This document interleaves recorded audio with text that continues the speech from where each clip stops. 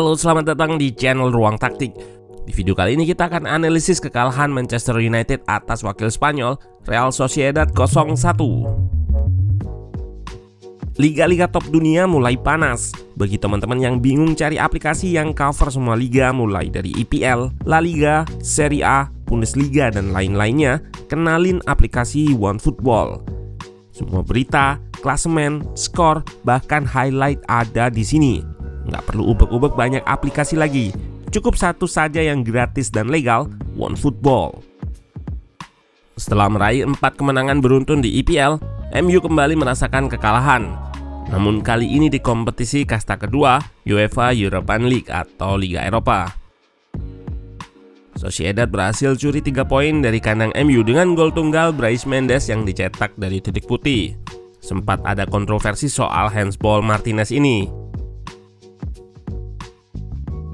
Ditinjau dari statistik, MU sebenarnya lebih dominan dengan 55% penguasaan bola. Anak asuh Ten Hag juga melepaskan banyak peluang, 15 shot.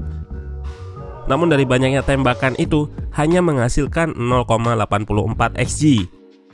Menandakan peluang-peluang yang dihasilkan kurang berkualitas. Nah, kita akan bahas apa saja kelemahan MU pada laga ini. Let's go, kita bahas sama-sama. MU menurunkan formasi 4-2-3-1. Ten Hag menerapkan beberapa rotasi. Sang kapten kesayangan kita semua, Harry Maguire, diturunkan. Juga ada Lindelof yang di 4 pertandingan terakhir berada di bangku cadangan. Pun dengan Cristiano Ronaldo yang bermain dari menit awal setelah di laga-laga sebelumnya lebih banyak memulai dari bangku cadangan. Sociedad menggunakan formasi 4-1-4-1. Zubimendi sebagai jangkar di lini tengah. Mantan pemain Man City David Silva dan wonderkid asal Jepang Takefusa Kubo menopang Umar Sadik sebagai striker tunggal. Pada saat bangun serangan, MU banyak menggunakan area sayap untuk progresi, dikarenakan blok press depan Sociedad menutup akses MU ke lini tengah. Saat bola berada di sayap, midfielder MU aktif bergerak untuk memberikan koneksi progresi ke area yang lebih tinggi.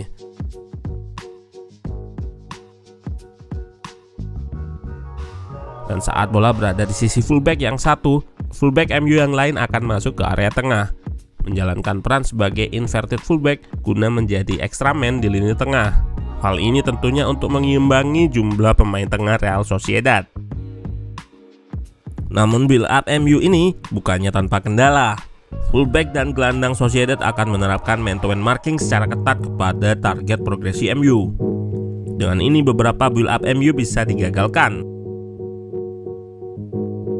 Walaupun akses ke tengah kerap ditutup, MU beberapa kali tetap mencoba melakukan progresi lewat tengah saat ada celah di blok press Sociedad.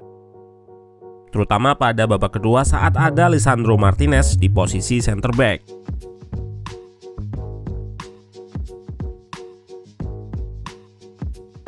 Selain itu, di laga ini pemain MU beberapa kali melepaskan break the line pass atau umpan yang melewati lini pressing Sociedad dan langsung mengakses area pertahanan. Hal ini yang seharusnya lebih banyak dilakukan, namun pressing Sociedad pada laga ini yang melimitasinya. Dari statistik ini terlihat MU banyak melakukan serangan dari sisi sayap, terutama kiri. Di kanan, walaupun Dalot berperan sebagai inverted fullback yang masuk ke tengah, saat bola berada dalam penguasaan winger atau Anthony, ia akan melakukan support dengan melakukan underlap. Support kepada winger ini konsisten dilakukan sepanjang laga. Pada babak kedua, Lindelof yang mengisi pos fullback kanan juga melakukan hal serupa dengan Dalot. Bruno yang masuk di awal babak kedua pun beberapa kali melebar ke sisi sayap dan sering berada di area half space untuk eksploitasi channel atau ruang antara fullback dan center back Sociedad saat fullbacknya tertarik keluar oleh winger MU. MU juga memanfaatkan situasi throw-in untuk ciptakan peluang. Saat lemparan ke dalam, lawan cenderung akan menempatkan banyak pemain di sisi bola guna melakukan man marking kepada pemain MU yang akan menerima bola throw-in. Hal ini menjadikan terbukanya ruang di sisi terjauh. Setelah throw in, MU akan melakukan switch untuk expose ruang kosong di tengah atau di sisi jauh guna ciptakan peluang.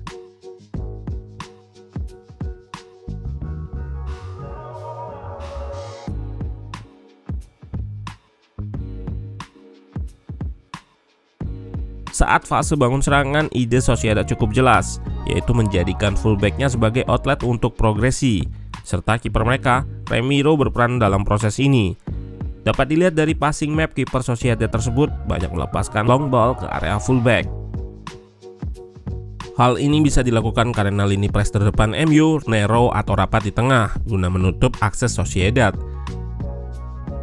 MU nggak menerapkan high press agresif, melainkan lebih menjaga struktur pressing menutup area tengah Sociedad.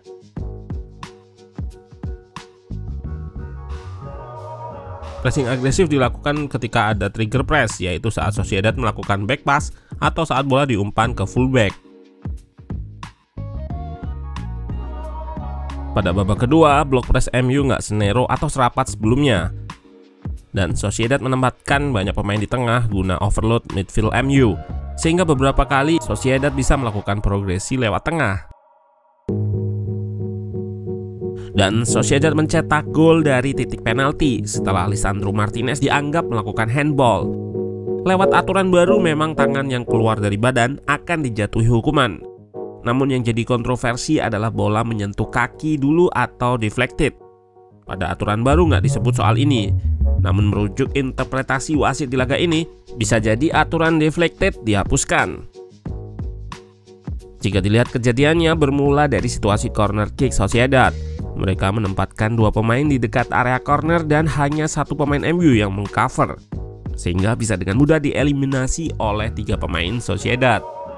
Fred yang tertarik untuk marking meninggalkan ruang di kotak penalti, sehingga bisa dieksploitasi oleh David Silva untuk menerima cutback dan melepaskan tembakan yang oleh wasit dianggap mengenai tangan Lisandro Martinez. Di sini terlihat pula kurangnya defensive awareness Antony yang nggak melakukan cover kepada David Silva saat masuk ke kotak penalti MU.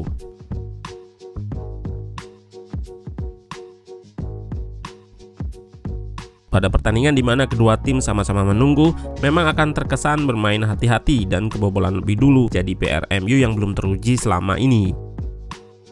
Ten Hag nggak bisa menerapkan defense counter lantaran lawan nggak memberikan situasi itu.